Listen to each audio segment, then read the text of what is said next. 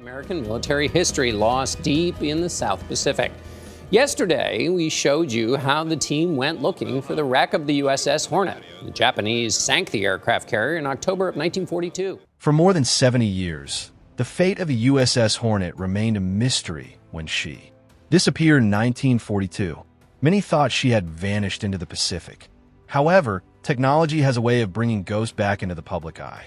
When an underwater drone was dropped into the abyss, history itself appeared to tremble as its cameras captured the unthinkable. Even seasoned historians were horrified and afraid to dig deeper after learning what they discovered. Could this sinking ghost ship store untold stories awaiting discovery? Only when you are aware of the past can what the cameras discover make sense. Unlike other ships, the Hornet was not destroyed. Instead, she became well known during her short life, and every rivet of her wreck preserves that remembrance. Let's return to the starting point, the myth that vanished. The USS Hornet's journey wasn't silent, despite the fact that she joined the Navy roster without much fanfare. She was put into service in October of the following year after being launched at the Newport News, Virginia Yards in December 1940. She was referred to as the newest CV-8 aircraft carrier of the Yorktown class. Her lines matched those of the preceding ships, Yorktown and the Enterprise. The Hornet was swift on the water, but it possessed the strength to carry an air wing that might change the outcome of battle. Few people recognized at the moment how soon she would face testing. Hornet was selected for something that seemed so impossible. In April 1942, she was tasked to transport American bombers to Tokyo within striking distance. It looked unsafe to launch Army B-25 bombers from a carrier's short deck.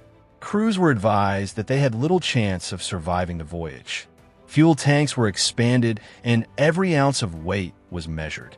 On the morning of April 18th, however, 16 bombers leapt from Hornet's deck. Although there was little physical harm in Japan as a result of the Doolittle Raid, there was substantial psychological harm. Japan's home islands experienced war for the first time, while Americans saw optimism returning for the first time since Pearl Harbor. However, that was only the beginning. Hornet participated in one of the most significant naval battles in history, the Battle of Midway. She joined Yorktown and Enterprise in June 1942 to retaliate against Japan's carrier fleet. 4 Japanese carriers, Akagi, Kaga, Soryu, and Hiru, were destroyed by her air forces as they raced into the conflict. Hornet's aircraft also struck the cruiser Nakoma as the Japanese withdrew. It was another notch in Hornet's quickly increasing record. Victories at sea, however, were never achieved without a steep price, and that cost was always lying around the corner. As the ship pressed into the Solomons, the Guadalupe Canal fight raged day and night. Hornet's pilots conducted non-stop operations against Japanese ships and aircraft for weeks, making her the only American carrier in the vicinity. The crew was reminded with each launch and recovery of damaged aircraft that their ship was the only thing separating the American foothold in the islands and the enemy. Before the machinery eventually stopped and flames broke out across her deck, she was repeatedly struck. Despite the efforts of her crew to save her, the damage was too tremendous. The Hornet refused to sink when American destroyers attempted to demolish her with torpedoes. Therefore, the decision to abandon the ship was made right quickly. As Japanese warships closed in the following day, they fired the final bullets that caused her to sink. Her career lasted about 16 months. Hornet had carried out one of the most audacious raids in history within that small period, contributed to a battle that altered the Pacific, and fought until she was exhausted. This record alone solidified her position in history, but her legacy was far more important. Knowing that there is a ship out there is one thing. Finding it in a wide, unpredictable, and secretly ruthless ocean is quite another. However, a few resolute individuals thought they could track her down someplace in that darkness. Would they be able to find her, though? To search their look. For decades, the Hornet was limited to ancient photographs and mythology. It was lost in the Pacific, as everyone knew. But where and in what condition? No submarine had ever made the trip, and no diver had ever even approached. The ocean's depths are vast and uncharted, and it kept the Hornet close for 70 long years, as if it would never return. That changed, though, as a new generation of explorers started their quest. This was the vision of people who sought to give history a voice once more, not the labor of treasure seekers. Paul Allen's crew of Vulcan, their research ship Petrel, was created to find mysteries hidden deep under the ocean, not for luxury or celebrity. Additionally, they believed that the Hornet was out there waiting.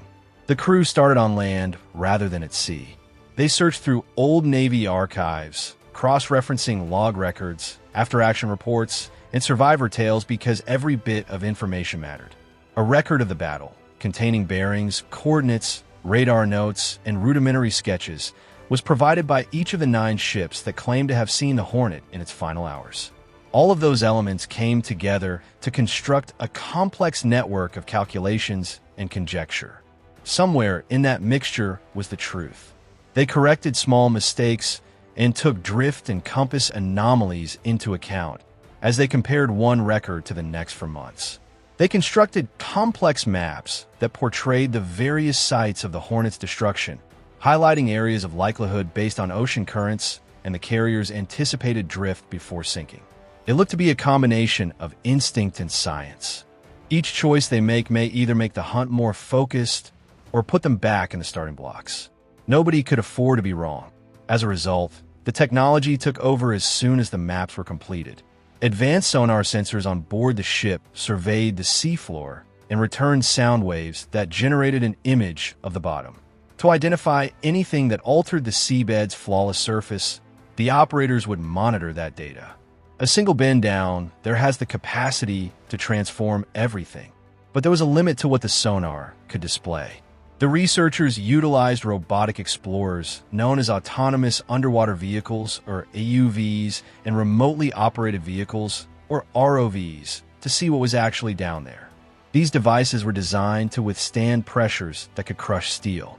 They feature sensors, sonar, and cameras that allow them to navigate in utter darkness. They navigated through the dark water with accuracy, checking every square inch of the designated area using motion tracking and acoustic positioning. The pressure at that depth, more than 17,000 feet, is too great for ordinary gear. Any mistake could result in the loss of the vehicle itself, or worse, the capacity to see a target.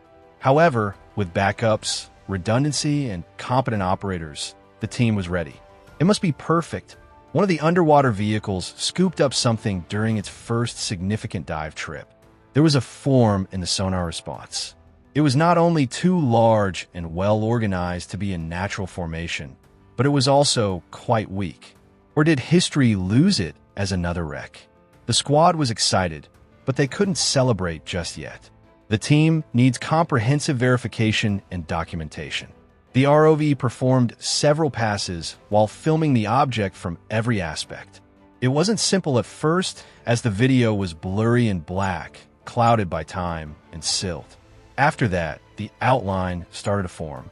Gun mounts, catapult tracks, and the broken island growing where the bridge had stood were among the identifiers they sought. Among the features they evaluated between each representation and the Hornet's blueprints were the bow's angle, the separation between the anti-aircraft weaponry, and the flight deck's cut. The puzzle added a new component with every pairing. The discovery of an 8 on the hull would be almost unquestionable. The crew almost immediately got ready to descend farther to acquire a better video of the wreck resting at the ocean's bottom. Signifies the beginning of the discovery and the end of the hunt. Everyone froze at the next sight that came across the deck. As if they were anticipating an order that would never come, a 5-inch gun turret continued to stand proudly with its barrel pointed toward the surface. The weapon had neither dropped or sank into the ground. There was still a frozen echo of the battle that sent the Hornet plummeting. The 1.1 in anti-aircraft weaponry stayed firmly in place while the cameras continued to show more. They were exactly where they had been during the war, complete with mounts, casings, and supports. Their arrangement didn't seem at all random. It felt as though the team had briefly left and never returned back. The ocean had held them in place rather than dispersing them. Then, in this silent grave, There was a scene that was so ordinary on land, yet so bizarre in the ghostly lights. It was an International Harvester airplane tug that was square, upright, and well-balanced. The small tow truck appeared to be waiting to transfer another aircraft into place as it sat stationary. Its forms remained crisp despite the length of years it had been underwater. However, that wasn't all. Something farther down the flight deck forced the researchers to hesitate once more. The wings of this Grumman F-4F Wildcat aircraft were still folded neatly. The fact that the Wildcat aircraft was still intact amazed everyone. It appeared as though you had gone back in time to October 1942 to witness it in its original state. The personal possessions of a person that were still present were far more eerie. In one, a jacket hung softly from hatchway. It hung softly from a hatchway in. As the cameras slowly drifted away from the silent wreck, one thing became painfully clear. The Hornet was never truly lost. She had been waiting, preserved in darkness, untouched by time, protected by the same waters that once swallowed her whole. For more than 70 years, she existed only in memories, photographs, and fading stories told by survivors.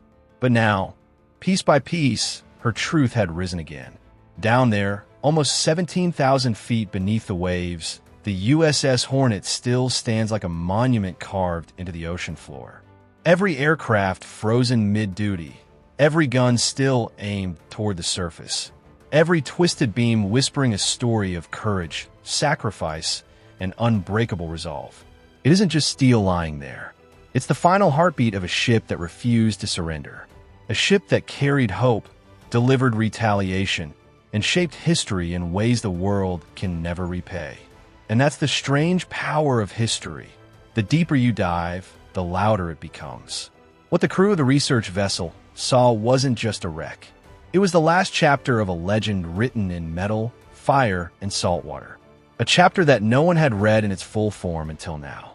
When the explorers ascended back to the surface, they did so knowing they were the first humans to lay eyes on the Hornet since that final day in 1942. They hadn't just located a ship, they had rediscovered a memory frozen in time. A reminder that even in the darkest depths, stories survive. They endure, and sometimes they wait centuries for someone brave enough to look for them. The Hornet may rest at the bottom of the Pacific, but her spirit continues to rise with every retelling. Still inspiring, still. Reminding us of the price paid by those who served aboard her. She is a monument to the bravery of a generation, a silent guardian watching over a world that has long moved on. But the ocean remembers. And now, thanks to the courage of modern explorers and the unrelenting march of technology, we remember too. The USS Hornet's journey is no longer lost. It is no longer silent. It is no longer forgotten. It lives again in the footage, in the records, and in every heart that hears her story. So the next time you look out at the calm blue water of the Pacific, remember this. Somewhere far below the surface, the Hornet still stands watch. Forever a ghost, forever a hero, and forever a piece of history that refused to die.